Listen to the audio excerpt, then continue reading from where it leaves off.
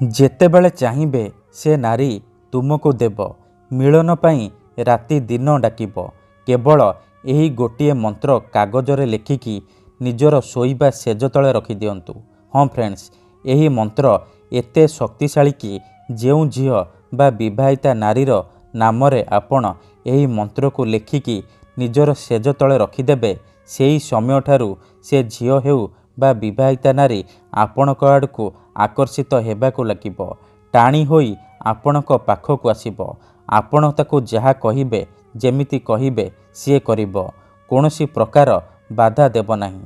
ଆଜ୍ଞା ହଁ, ଆଜିର ଏହି ଭିଡ଼ିଓଟିରେ ମୁଁ ଆପଣଙ୍କୁ ଶିଖେଇବି ନାରୀ ମୋହିନୀ ଗୁପ୍ତ ବଶୀକରଣ ବିଦ୍ୟା, ଯାହାକୁ ପ୍ରୟୋଗ କରି ଆପଣ ନିଜ ପସନ୍ଦର ସେ ଝିଅ ହେଉ ବା ବିବାହିତା ନାରୀକୁ ପଟେଇ ପାରିବେ।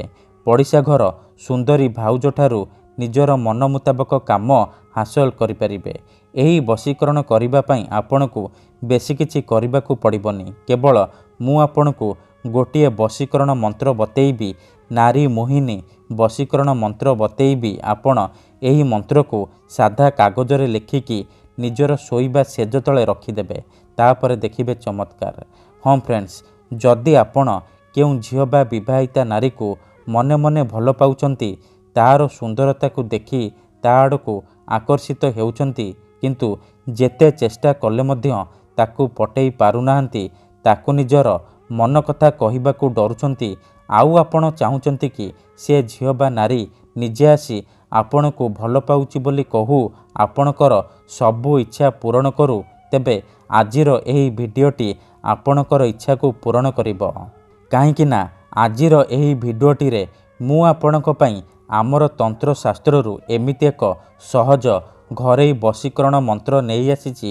ଯଦି ଆପଣ ଏହି ବଶୀକରଣକୁ ଠିକ୍ ଭାବରେ କରିଦେଲେ, ମୁଁ ଆପଣଙ୍କୁ ଯେମିତି ବତେଇବି ଆପଣ ଠିକ୍ ସେହିପରି କରିଦେଲେ, ଗ୍ୟାରେଣ୍ଟି ଦେଉଛି ଯେଉଁ ଝିଅ ପଟୁନଥିଲା ସିଏ ଆପେ ଆପେ ପଟିଯିବ।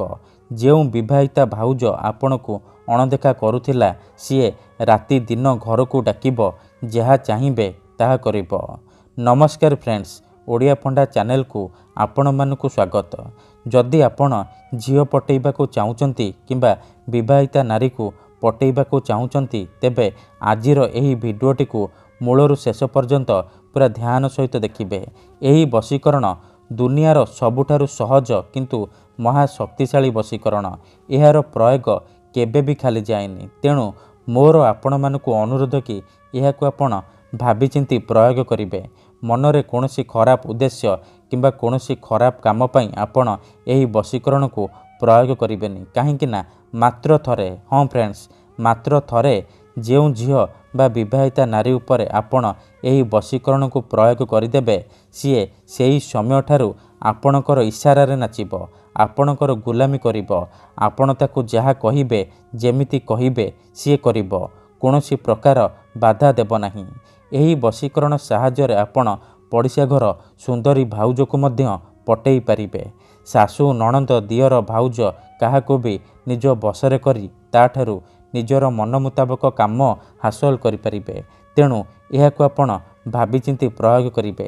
ଏହି ବଶୀକରଣ କରିବା ଅତି ସହଜ। ଏହି ବଶୀକରଣ କରିବା ପାଇଁ ଆପଣଙ୍କୁ କୌଣସି ପ୍ରକାର ପଇସା ଖର୍ଚ୍ଚ କରିବାକୁ ପଡ଼ିବନି କିମ୍ବା କୌଣସି ପ୍ରକାର କଷ୍ଟ କାମ କରିବାକୁ ପଡ଼ିବନି। ଏହାକୁ ଆପଣ ନିଜ ଘରେ ବସି ବସି କରିପାରିବେ। ଠିକ୍ ଅଛି, ତେବେ ଏହି ବଶୀକରଣ ଆପଣ କିପରି କରିବେ, କେମିତି କରିବେ, ଏହାର ପ୍ରୟୋଗ ବିଧି କ'ଣ, ଚାଲନ୍ତୁ ଜାଣିବା। ମନେ ରଖନ୍ତୁ, ଏହି ବଶୀକରଣ ବିଧିକୁ ଆପଣ କେବଳ ମଙ୍ଗଳବାର କିମ୍ବା ଶନିବାର ଦିନ କରିବେ। ବିଧିଟି କରିବା ପୂର୍ବରୁ ଭଲ ଭାବରେ ହାତ, ଗୋଡ଼, ମୁହଁ ଧୋଇ ସଫା ବସ୍ତ୍ର ପିନ୍ଧି ଆପଣ ଏହି ବଶୀକରଣକୁ ଆରମ୍ଭ କରିବେ। ଏହି ବଶୀକରଣକୁ ଆପଣ ଯେତେବେଳେ ରାତିରେ ଶୋଇବା ପାଇଁ ଯିବେ, ସେତିକି ବେଳେ କରିବେ। ଆପଣ କ'ଣ କରିବେ, ଖଣ୍ଡେ ସାଧା କାଗଜ ଆଣିବେ, ନାଲି ରଙ୍ଗର କଲମ ଆଣିବେ, ଆଉ ଅଳ୍ପ ଟିକେ ଲାଲ ସିନ୍ଦୁର ଆଣିବେ। ତାପରେ ନିଜର ଶୋଇବା ଘରେ ନାଲି ରଙ୍ଗର ଆସନ ପକେଇକି ଉତ୍ତର ଦିଗକୁ ମୁହଁ କରିକି ବସି ପଡ଼ିବେ। ତାପରେ ଯେଉଁ କାଗଜ ଆଣିଛନ୍ତି, ସେ କାଗଜରେ ଆପଣ ଗୋଟିଏ ମନ୍ତ୍ର ଲେଖିବେ। ମନ୍ତ୍ରଟି ଏହିପରି: ଓମ୍ ନମଃ କାମଦେବାୟ ଆମୁକଂ ମେ ବଶ୍ୟମ୍ କୁରୁ କୁରୁ ସ୍ୱାହା। ଆମୁକଂ ଜାଗାରେ ଆପଣ ସେଇ ଝିଅ ବା ନାରୀର ନାମ ଲେଖିବେ, ଯାହାକୁ ଆପଣ ନିଜ ବଶରେ କରିବାକୁ ଚାହୁଁଛନ୍ତି। କାଗଜରେ ମନ୍ତ୍ର ଲେଖି ସାରିବା ପରେ ସେଥିରେ ଭଲ ଭାବରେ ସିନ୍ଦୁର ଲଗାଇଦେବେ। ଏତିକି କରିସାରିବା ପରେ ଆଖି ବନ୍ଦ କରିକି ସେଇ ଝିଅ ବା ନାରୀକୁ ମନେ ମନେ ଭାବିବେ, ତାର ମୁହଁକୁ ନିଜ ମନରେ ଭାବିବେ। ତାପରେ ଏହି ମନ୍ତ୍ରକୁ 51 ଥର ପଢ଼ିବେ। ଓମ୍ ନମଃ କାମଦେବାୟ ଆମୁକଂ ମେ ବଶ୍ୟମ୍ କୁରୁ କୁରୁ ସ୍ୱାହା। ଆମୁକଂ ଜାଗାରେ ଆପଣ ସେଇ ଝିଅ ବା ନାରୀର ନାମ ପଢ଼ିବେ ଯାହାକୁ ଆପଣ ନିଜ ବଶରେ କରିବାକୁ ଚାହୁଁଛନ୍ତି। ମନ୍ତ୍ରକୁ 51 ଥର ପଢ଼ି ସାରିବା ପରେ ଆପଣ ପବନରେ 3 ଥର ଫୁଙ୍କିଦେବେ। ଏତିକି କରିସାରିବା ପରେ ସେ କାଗଜକୁ ଭଲ ଭାବରେ ମୋଡ଼ିକି ନିଜର ଶୋଇବା ତକିଆ ତଳେ ରଖିକି ଶୋଇପଡ଼ିବେ।